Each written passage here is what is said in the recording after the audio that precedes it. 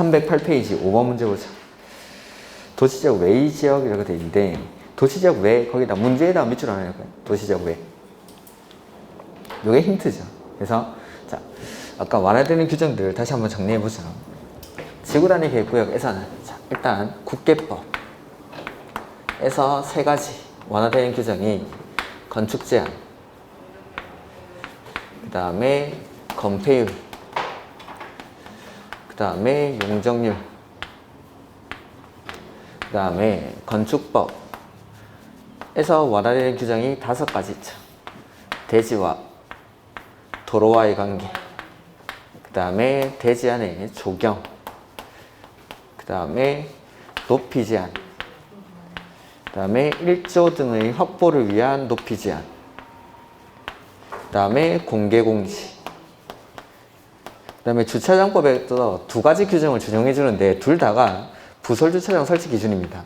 그래서 그냥 부설 주차장으로 시작하는 거라고 생각하십시오. 예?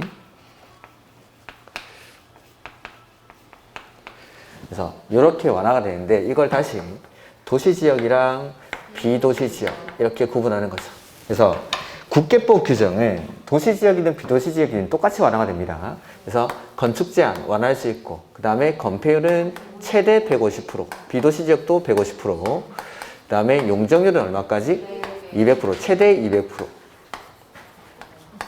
다음에 높이 제한은 도시지역에서만 120%까지, 비도시지역에는 규정이 없고, 그 다음에 주차장 설치 기준도 도시지역에서만 100%까지, 비도시지역은 규정이 없고.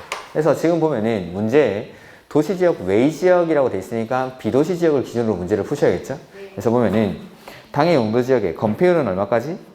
150%, 용적률은 200%까지, 높이는 120%인데 이게 비도시지역에 관한 문제니까 틀린 문제죠. 이렇게.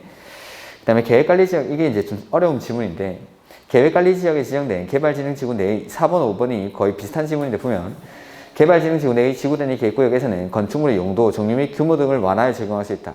건축물의 용도, 종류, 규모 등의 제한, 이게 나오면 그게 건축 제한입니다. 건축 제한을 그렇게 읽는 겁니다. 건축물의 용도, 종류 및 규모 등의 제한을 완화할 수 있다. 그러니까 맨 앞에 계획관리지역을 다른 말로 비도시지역 이렇게 바꾸면 되는 겁니다. 그래서 비도시지역은 건축 제한을 완화할 수 있다. 그리고 이제 이 5번이 문제인데 보면 계획관리지역 외 지역에 지정된 개발진흥지구. 자, 이거 다시 한번 해볼까요? 비도시지역 중에 개발진흥지구 에다가 지구단위 계획구역을 지정하려고 합니다. 개발진흥지구 세분하면은 주, 산, 관, 복, 특. 주거는 어디에다 지정하죠? 계획관리, 산업, 계획관리, 생산관리, 농림, 관광휴양은 도시외. 복합은 주거가 포함되어 있으면 주거 따라서, 주거 빠져 있으면 산업 유통 따라서, 특정은 개특법이 아니라 계획관리. 그러니까 이게 뭐 아예 모르시네. 자, 지금 지구단위 계획하고 있죠? 지구단위 계획. 자, 보죠. 아저씨 하지 마시고. 내가 나오고 있네. 그 184페이지.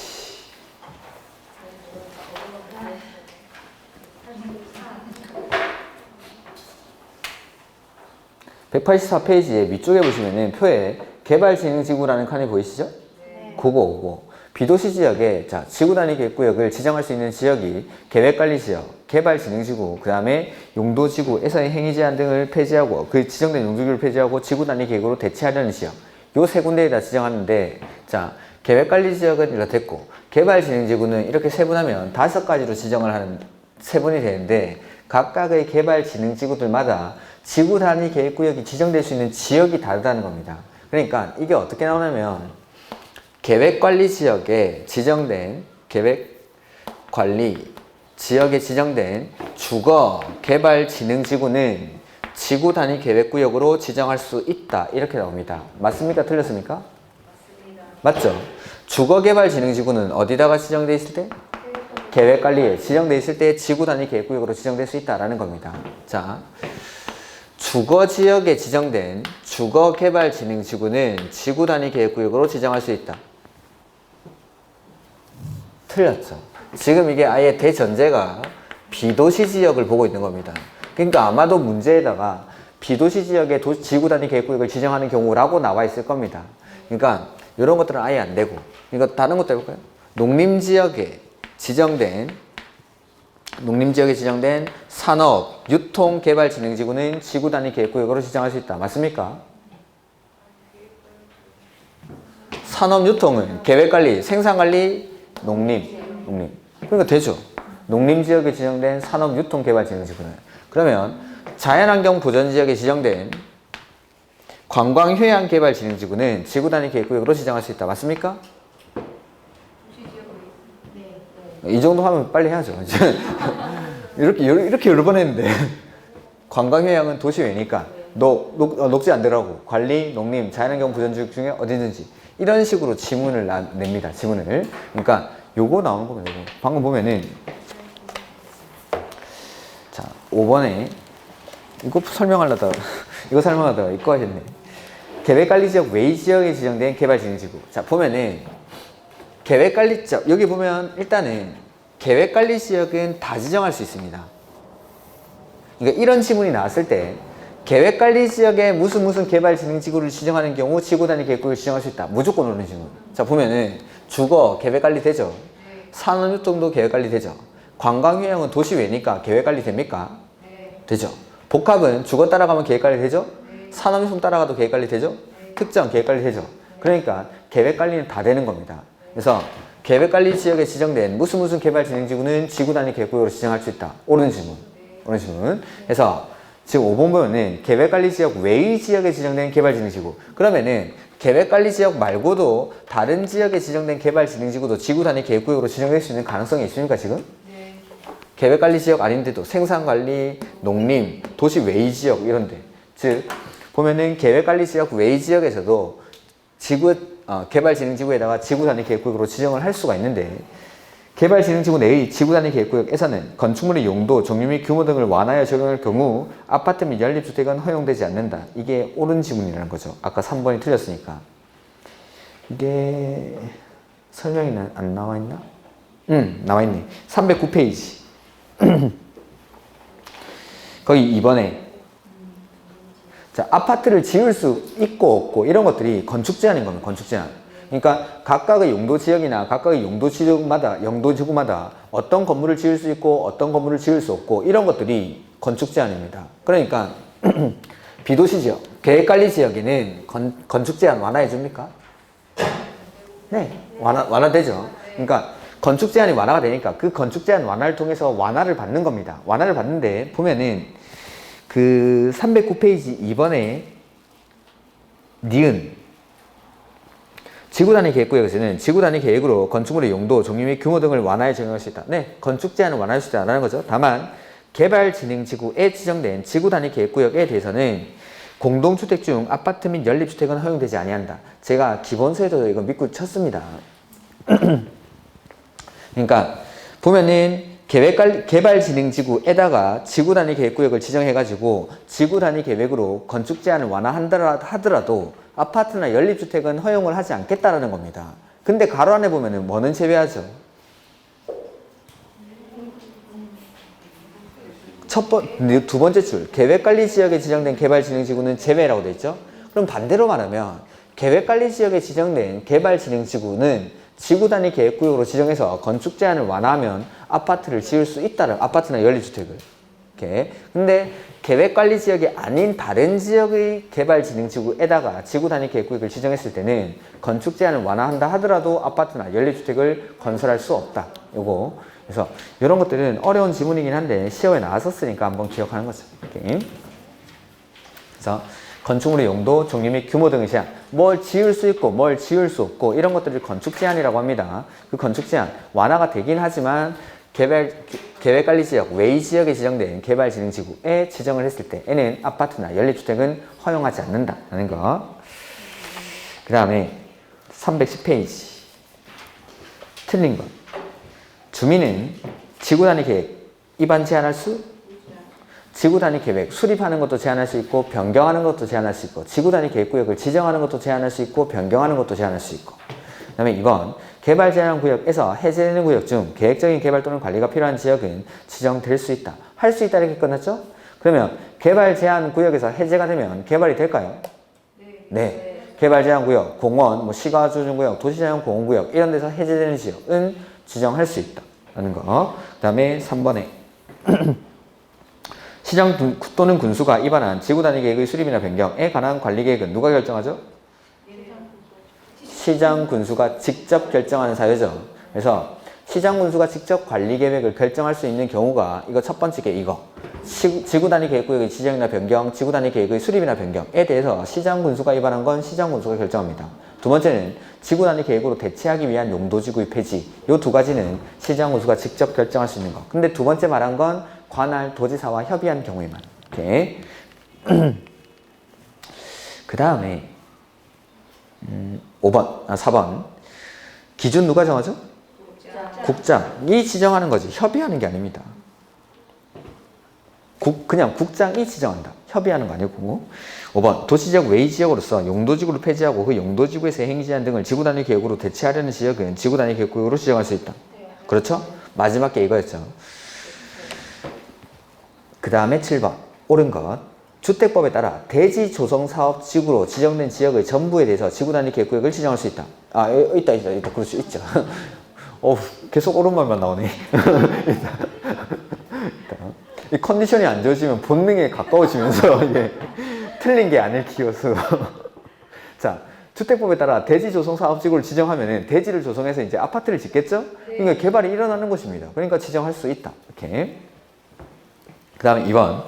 지구단위 계획구역의 결정은 관리계획으로 하여야 하나 지구단위 계획은 그러하지 아니다. 그러하지 아니합니다. 지구단위 계획구역을 지정하는 것도 관리계획으로 하고 계획을 수립하는 것도 관리계획으로 둘 다 관리계획으로. 이렇게. 그 다음에 지구단위 계획구역은 도시지역이 아니더라도 지정될 수 있다. 그렇죠? 그 다음에 4번. 도시개발법에 따라 지정된 20만 제곱미터의 도시개발구역에서 개발사업이 끝난 후 10년이 지난 지역은 지구단위 계획구역으로 지정해야 한다. 도택입니까? 정택입니까? 정택이지 도택이가 아니라고 했죠. 도시개발구역이 아니라 정비구역.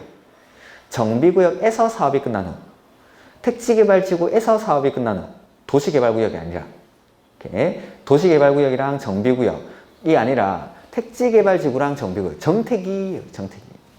도시개발구역이니까 틀렸죠.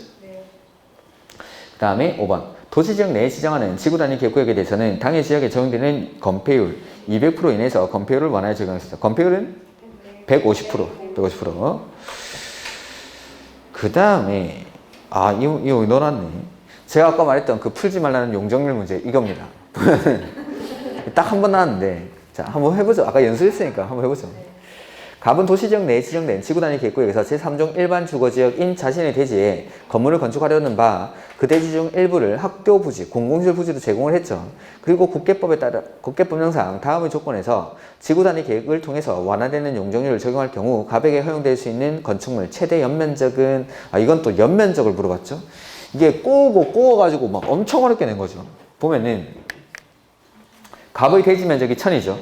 그럼 제공면적이 200. 그리고 제3종 일반 주거지역에 현재 적용되고 있는 용적률이 300이고 학교 부지에도 300을 적용합니다. 그러면은 일단 완화되는 용적률은 300제곱미터.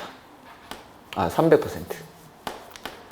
더하기 가로 열고 제공 후 면적이 얼마죠?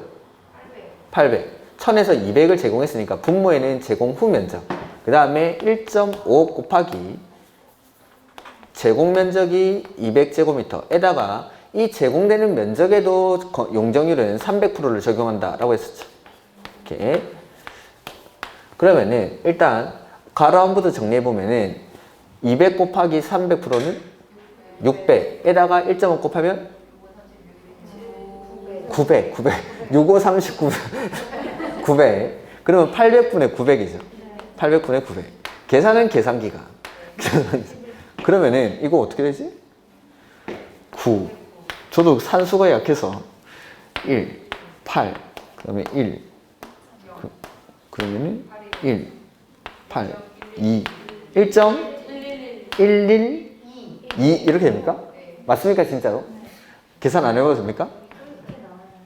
5 아닙니까 5? 아니 8이 16이니까 40은 125.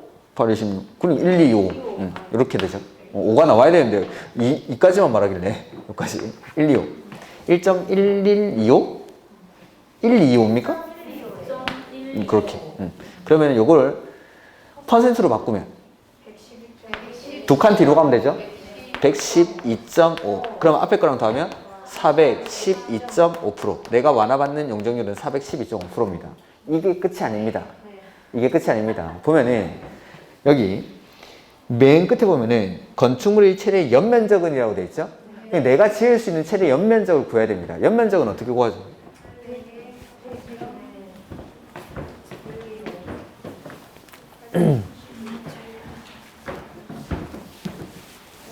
자, 내가 적용받는 용적률이 412.5%죠.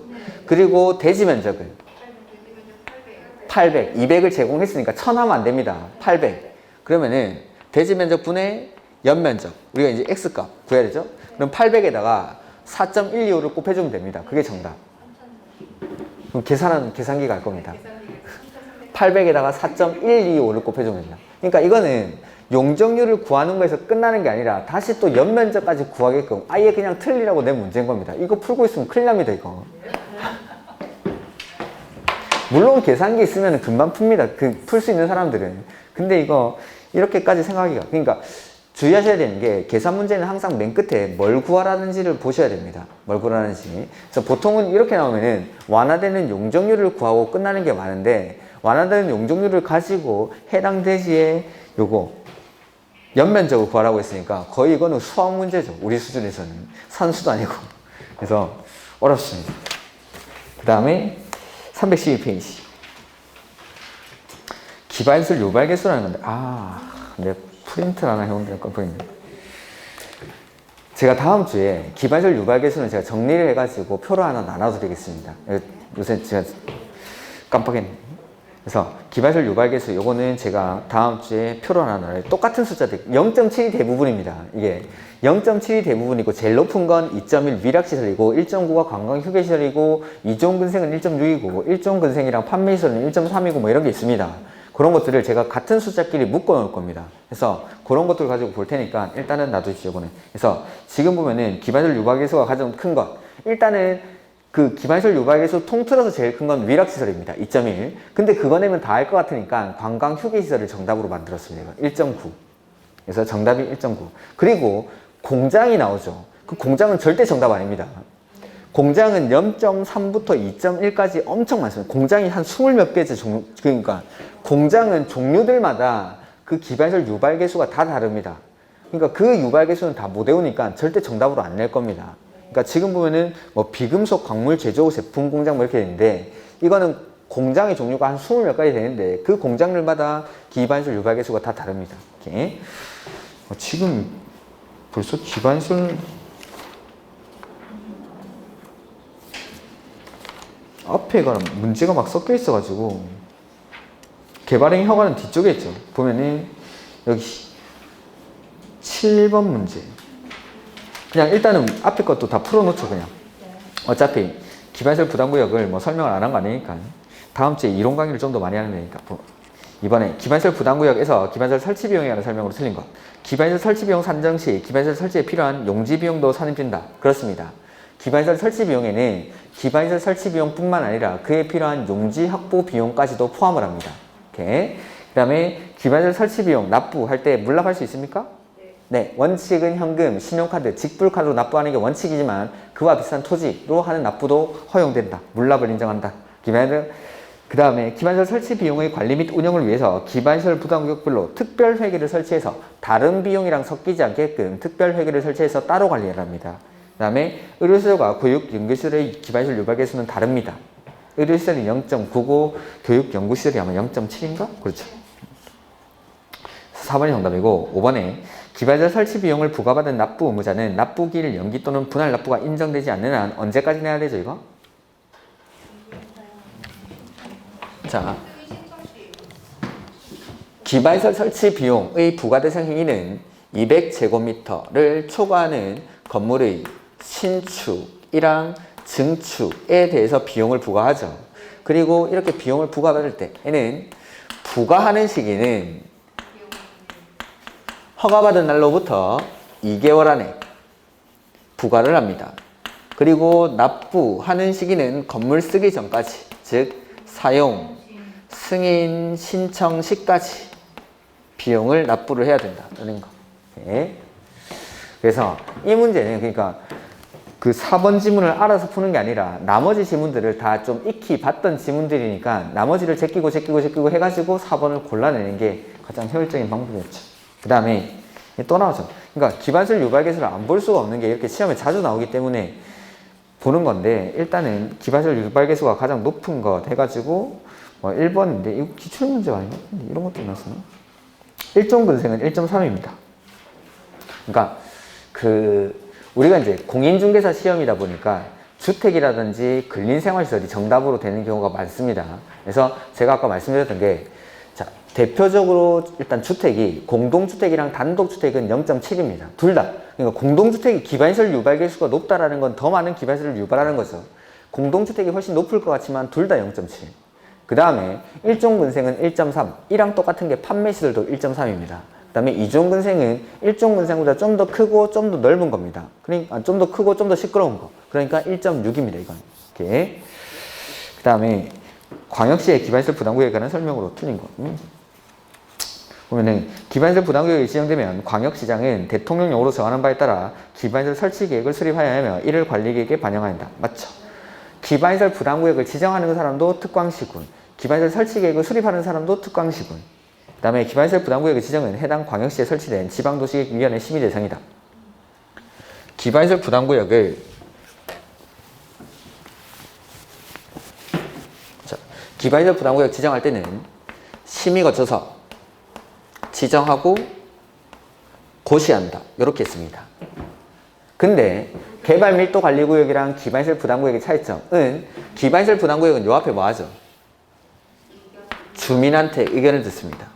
그러니까 개발밀도관리구역이랑 기반시설 부담구역의 지정 절차는 이렇게 똑같습니다.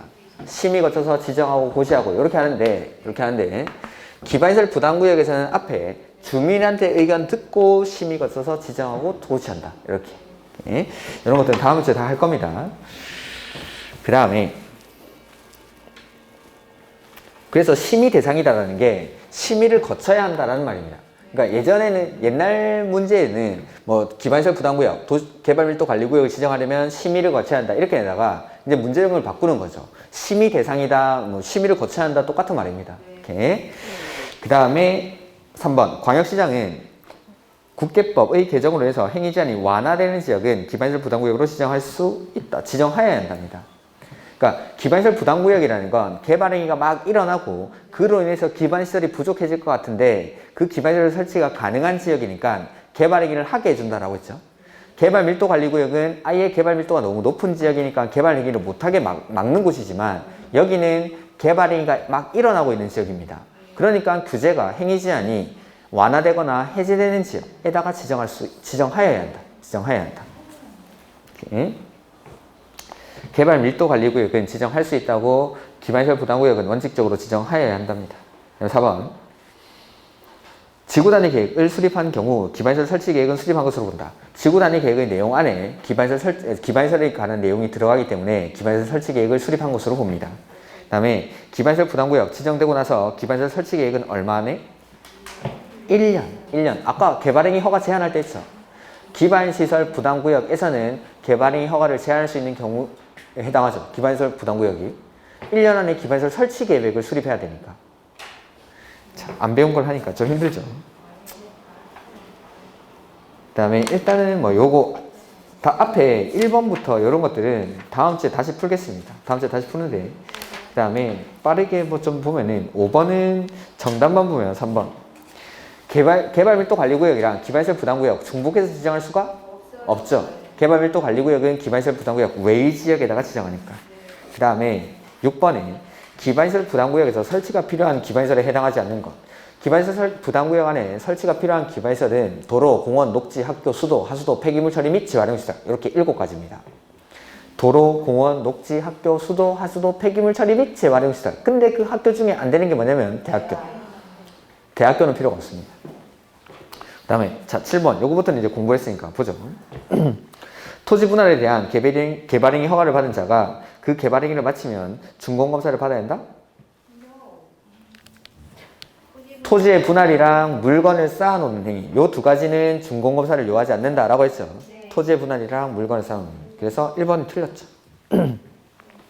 이번에 건축물의 건축에 대해서 개발행위 허가를 받은 후 건축물의 연면적을 5% 범위 안에서 확대하려면 변경 허가를 받아야 한다. 그렇죠? 축소니까 확대는 경미한 사항이 아니니까 허가를 받아야겠죠. 개발행위 허가를 하는 경우 미리 허가 신청자의 의견을 들어 경관 등에 관한 조치를 할 것을 조건으로 허가할 수 있다. 조건 붙여서 허가할 때는 누구한테 의견 듣죠? 신청한 자. 시행자한테 의견 듣는 건 도시군 계획사업에 지장이 있으면 안 되기 때문에 시행자한테 의견 듣는 거고, 조건 붙일 때는 허가를 신청한 자. 이렇게. 그 다음에 4번에 도시군 관리계획 시행을 위한 도시개발사업에 의해서 건물을 건축하는 경우에는 허가를 받지 않아도 된다. 그렇죠. 개발행위 허가 대상이라 하더라도 도시군 계획사업에 의한 행위는 그러하지 아니하다. 도시군 계획사업이 뭐죠? 시설사업, 개발사업, 정비사업 이렇게 3가지 사업. 그러니까 도시군 계획사업에 의해서 그러한 행위들을 할 때는 허가를 요하지 않는다. 난개발이 아니니까. 그 다음에 토지의 일부를 공공용지 나왔죠? 허가 안 받겠죠? 공적 목적으로 하는 거니까. 그 다음에 8번 성장관리계획구역으로 지정할 수 있는 지역에 해당하지 않는 것. 자, 성장관리계획구역 지정 못하는 지역이 어딨죠?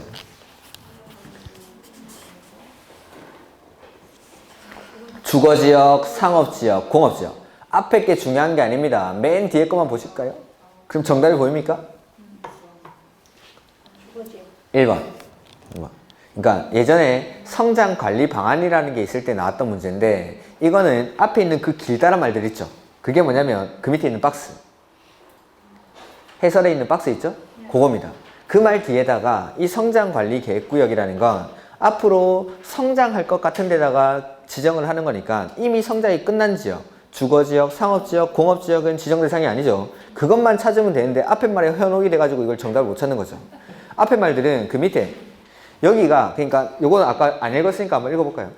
해설에 개발 수요가 많아 무주상 개발이 진행됐거나 진행될 것으로 예상되는 지역, 그 다음에 주변의 토지 이용이나 교통 여건 변화 등으로 향후 시가화가 예상되는 지역, 주변 지역과 연계하여 체계적인 관리가 필요한 지역, 그 지역들을 다 용도지역으로 바꾼 겁니다.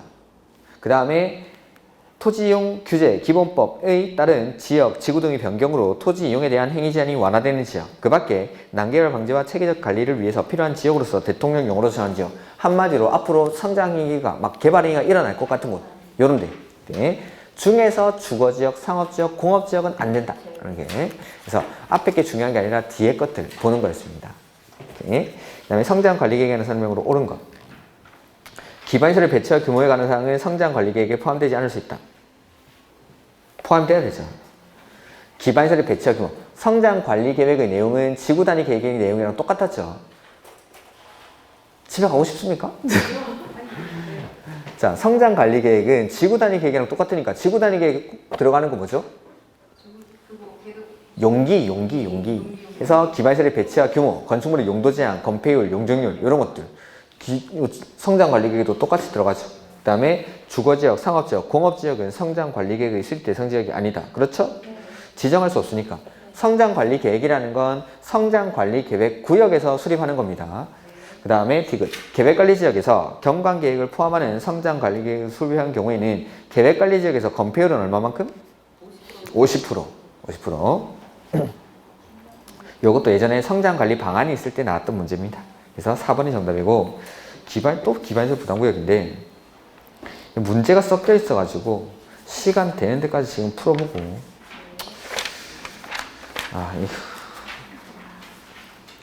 다음 주에 그냥 오늘 여기까지 하고, 이 문제가 너무 섞여 있어가지고 제가 문제가 어떻게 나와 있는지 좀 보고 와야겠구나. 일단은 여기 10번부터 풀면 되겠죠? 10번부터 기반시설 부담구역이랑 문제가 너무 섞여 있으니까 오늘은 여기까지 하도록 하겠습니다. 여기까지 하고 이론 강의를 조금 더 길게 하도록 이론 강의를 좀 더 길게 할 거고, 문제 푸는데 영 모르겠다 싶은 부분들은 꼭 기본서를 보시고 복습을 하시기 바랍니다. 자, 오늘 수업 여기까지 하도록 하겠습니다. 수고하셨습니다.